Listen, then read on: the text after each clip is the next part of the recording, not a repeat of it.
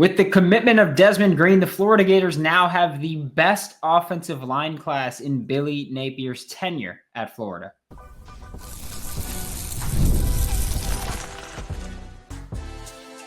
You are Locked On Gators, your daily podcast on the Florida Gators.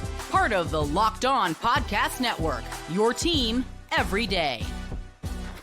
Hello and welcome back to another episode of Locked On Gators, part of the Locked On Podcast Network, your team every day. Thanks for making Locked On Gators your first listen of the day every day. We are available daily and free wherever you listen to the podcast and on YouTube. Happy Friday. I am Brandon Olsen. Find my written work with New York Giants on SI.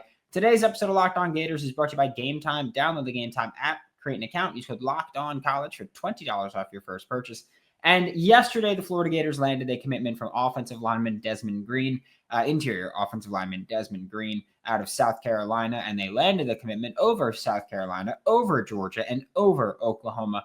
And yes, he is a 3-star by every recruiting service except for Rivals, where he is a 4-star. And like I have said before, I don't care about those rankings. I am also willing to put money down that Desmond Green will not be a 3-star overall by the end of the cycle. He's going to be someone that rises, especially like I spoke about this yesterday. We did go live after Desmond Green committed, as we try to do as often as possible.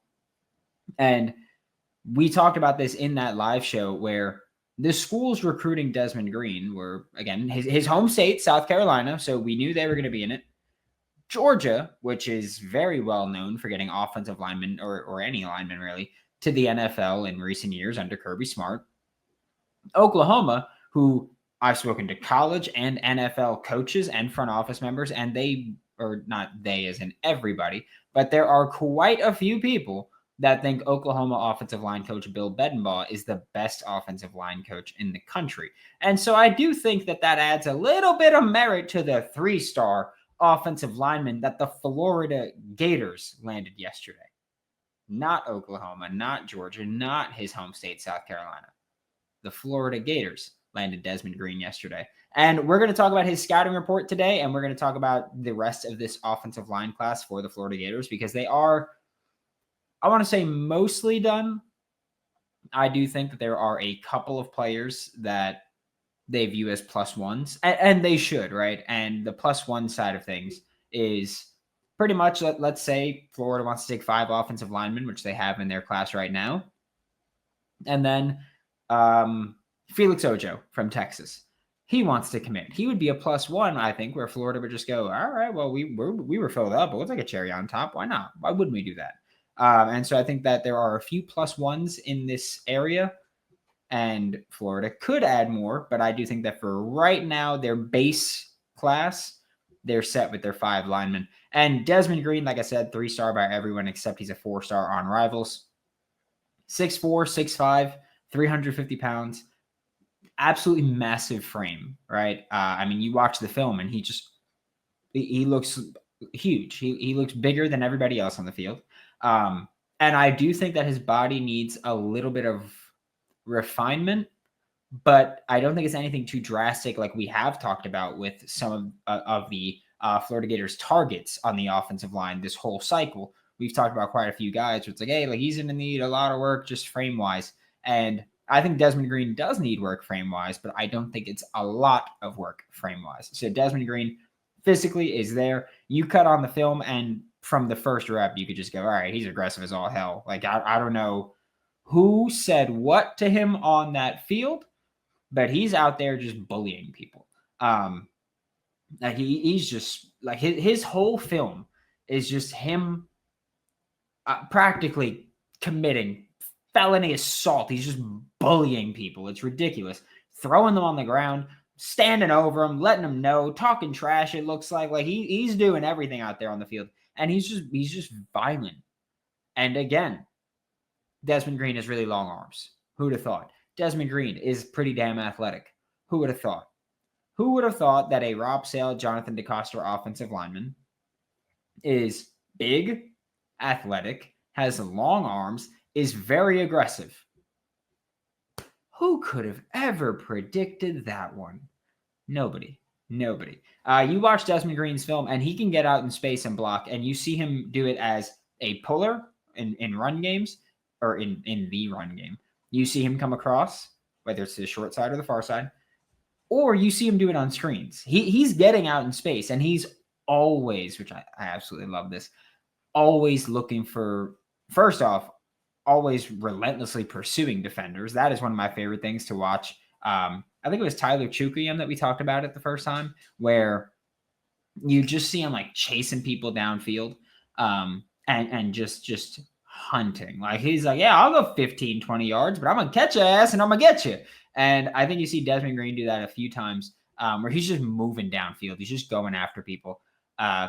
Doesn't stop blocking his assignment until the guy's on the ground or until the whistle blows. Sometimes he does both. Who cares, right? But Desmond Green is just relentless, always looking for work, which I do think not enough linemen do. I feel like that was the thing we talked about with a couple of guys that Florida was targeting or has committed at this point, where there's times where, like we'll say Chancellor Campbell is someone who, when we will talk about him in a couple minutes, but Chancellor Campbell is someone that when we talked about his scouting report, it was like if he doesn't have an assignment or if he doesn't have someone in his area, he kind of just vibes. Like he's just hanging out there. Desmond Green's like, oh, no one's in my area. Guess what? I'm bringing my area to them. And Desmond Green is super aggressive like that. I love seeing it. Like I love watching an offensive lineman that is just going to pursue you and attack you. Absolutely love it. There were quite a few times where his hands just got way too wide. But I will also say this. Footwork. Actually, let me phrase this right.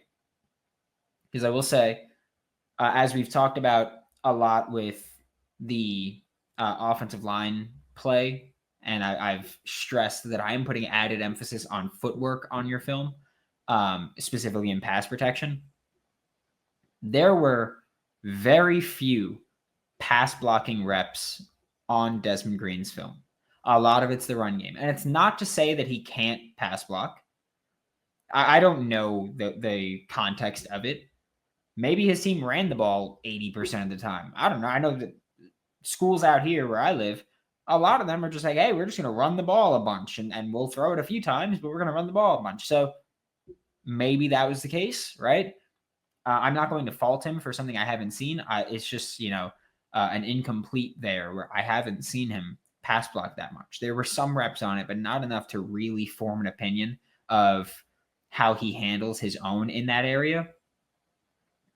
So I will say that, and that does restrict really what I can evaluate with his footwork, because for me, a lot of it comes from your footwork in pass protection more than anything else. I will say that in the run game, his feet are always moving, constantly moving. But I can't in good faith say that I know what he does in the passing game or what he brings to the table. Because there just weren't a lot of reps, and the reps that there were, we saw a couple of screens out wide or like a hitch real quick, and it's just like bang, bang plays that we've never seen him consistently go out there and have to pass protect. So that's something that he's going to need to work on. I will say that he moves like someone that I would think has some pretty nimble feet and can work in pass protection, but I can't say definitively one way or another what he does or doesn't bring to the table in that area. We are going to talk about the rest of this Florida Gators offensive line. Actually, I loved the film for Desmond Green. Okay. I love the film for Desmond Green. He would probably be second or third favorite offensive lineman in the 2026 recruiting class right now for the Florida Gators. Of the commits, he'd probably be my second or third favorite offensive lineman. I don't think anybody is overtaking Tyler Chukium there. We're going to talk about the rest of this 2026 class on the offensive line when we get back with Locked On Gators. Have you ever decided at the last minute to head to the ball game with friends or family? Maybe it's game day and you're like, you know what? It's not that hot. It's a little breezy, sunny, a little breezy. Maybe I want to go, because that's exactly where Game Time comes in. It's the easiest way to grab last minute tickets without the stress. With the money you save on tickets, you could splurge on food, drinks, merch, or even invite a bigger group to come with you. Game Time makes it possible. Hell, I'm using Game Time tonight. I didn't wait till the last minute, but I'm using Game Time tonight to go see John Mulaney, Jon Stewart, and Pete Davidson do stand-up comedy. I figured, why the hell not, right? If I have the opportunity to do it, I'm going to do it. Take the guesswork out of buying tickets with Game Time. Download the Game Time app, create an account, use code LOCKEDONCollege for $20 off your first purchase. Terms apply. Again, create an account, redeem code LOCKEDONCollege for $20 off. Download the Game Time app today. Last minute tickets, lowest price, guaranteed.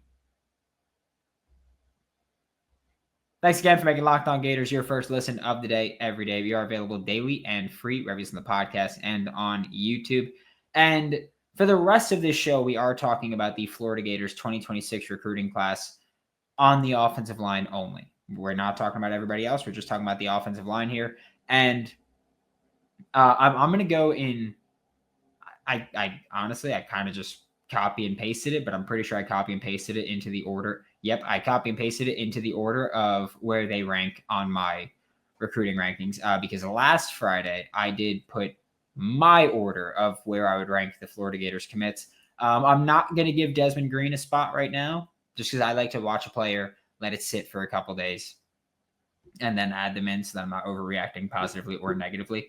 But I would assume that I think Desmond Green will wind up in the, I'll say, 5 to 8 range in this now 14-man recruiting class.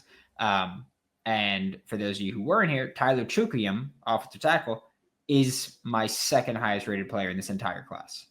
Again, of the commits, so of the 14, Tyler Chukuyem is number 2 for me. Offensive tackle. Absolutely love this film.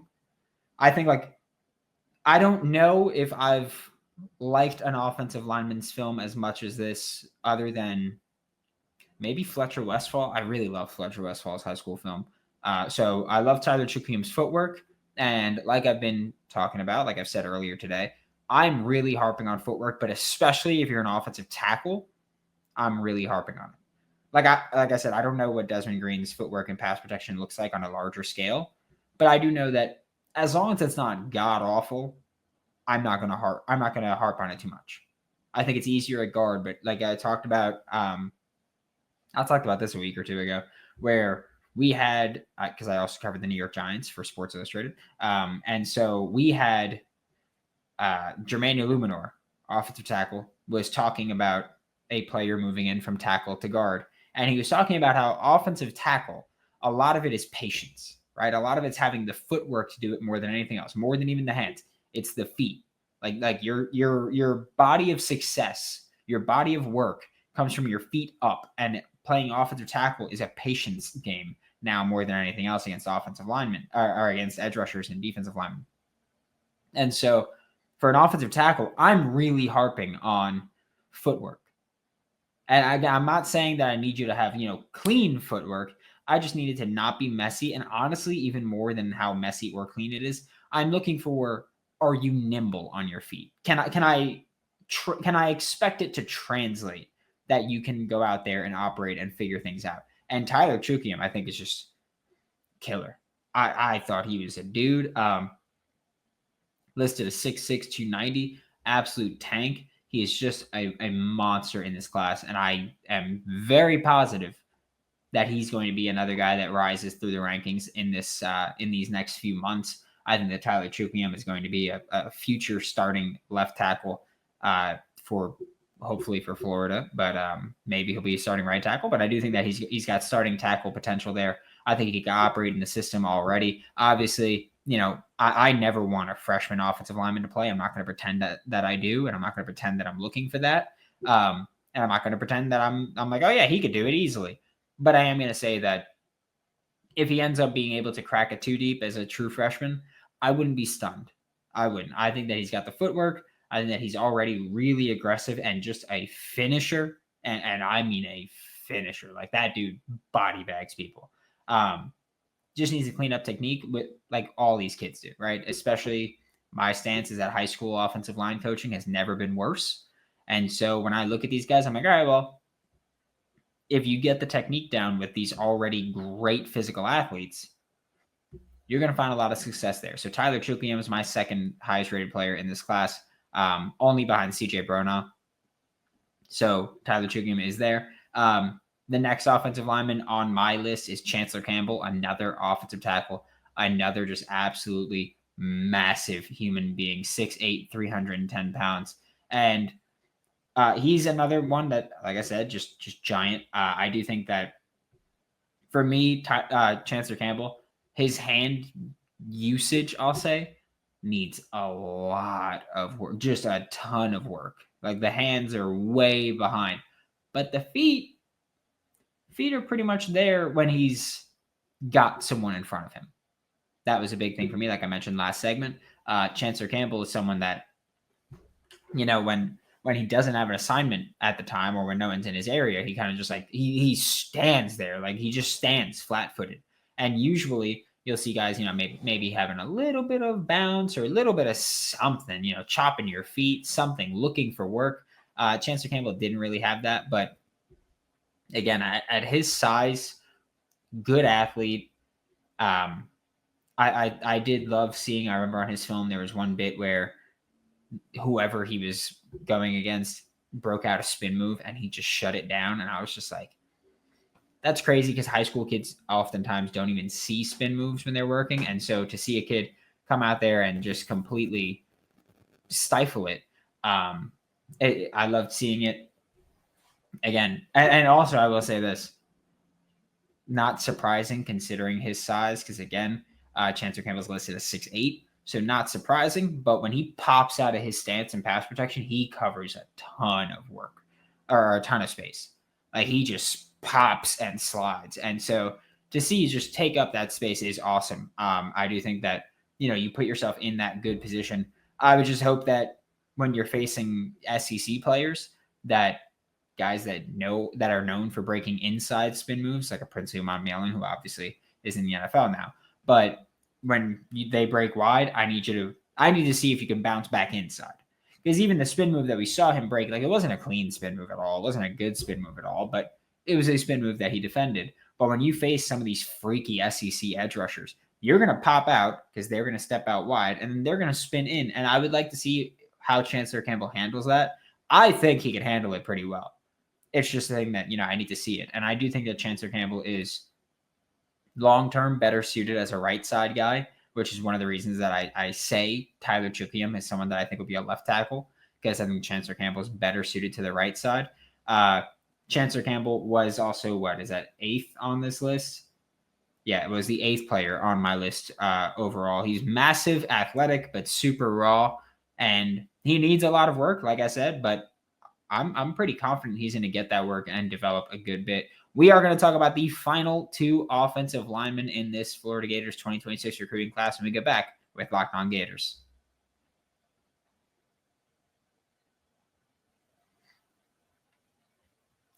Thanks again for making Locked On Gators your first listen of the day. Every day, we are available daily and free, wherever you listen to the podcast and on YouTube. And to wrap up today's episode of Locked On Gators, we are talking about Carr and Javarii Luckas, the 2 final Florida Gators offensive line commits. And obviously, like I said, I'm not going in order of when they committed. I'm going in order of where they rank on my list for this Florida Gators offensive line class in 2026. And Carr overall is, 10th on my list here, right? Yeah, 10th on my list overall. Long arms, aggressive as hell. Again, and I'm going to say this a trillion times, and it's going to get annoying that I say it, and it's going to sound really repetitive that I say it, but this whole coaching staff, now more than ever, is looking for guys with things that you can't teach. And they're just banking on their ability to develop them. And I think that now they're looking for that more than ever, because now they're at a point where guys from their first couple of recruiting classes have seen that development and are stepping into these larger roles. So you look at every position and they're now more so looking at guys that just have the things you can't teach. And they're like, all right, I'll work with it. I'll develop it. Offensive line, I think, does it more than anybody else. Like you look at receiver and Marquez Daniel in this 2026 class, you can't teach the size and the mentality that he has.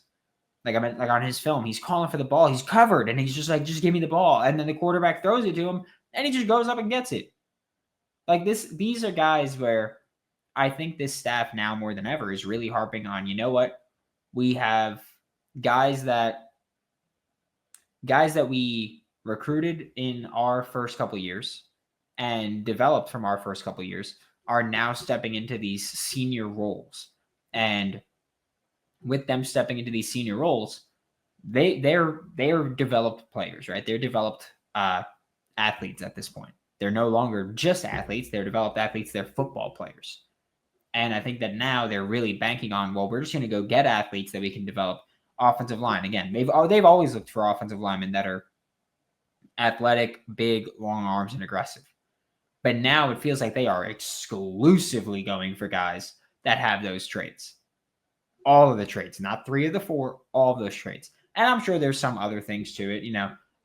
One thing that we'll often see that I don't know if it's a thing that they're intentionally doing, but we'll often see, a multi-sport athlete or a dual sport athlete on the offensive line, basketball player, soccer player, whatever it may be. We'll see those kinds of guys where they're playing in sports where, you need to have good footwork. A lot of these guys, when you're playing high school basketball, you're going to be playing center or power forward, right? And you're going to be working around down low. You're going to be moving your feet. You're going to be working there. And so you'll see that with a lot of them. And I think now you're seeing it more than ever that we're going to talk about a lot of guys really, they're really raw, but I'm not concerned about it because they have the things that you can't teach. And I think that's important because like Javarii Luckas, super excited for him. He's incredibly raw, but super excited for him. But I don't expect him to do a ton as a true freshman. And here's the thing. I don't think that he should expect to do a ton as a true freshman because I think he's going to be behind some dogs that are developed already. I think that's why you can keep banking on those developmental pieces and keep it moving and just keep developing there. But back to the offensive line, Javarii Carr, a lot of his film in high school is him playing left or right tackle, playing both sides before moving to guard. Long term, he's going to be a guard. Arms are super long. But he's someone who I don't think has the footwork to stay at tackle long term, which isn't a knock on him. It's just a thing that is probably one of the reasons that he's moving to guard to begin with, is that his footwork is again, he's a great athlete. Footwork needs a lot of work. And I do think that he's someone who can play either guard spot. He could probably be taught how to play center as well and get cross-trained there. He's one of the nastiest guys that you're going to see in this class. He's just mean looking. Like he's over there. He's flexing. He's shoving people. He's just being a menace.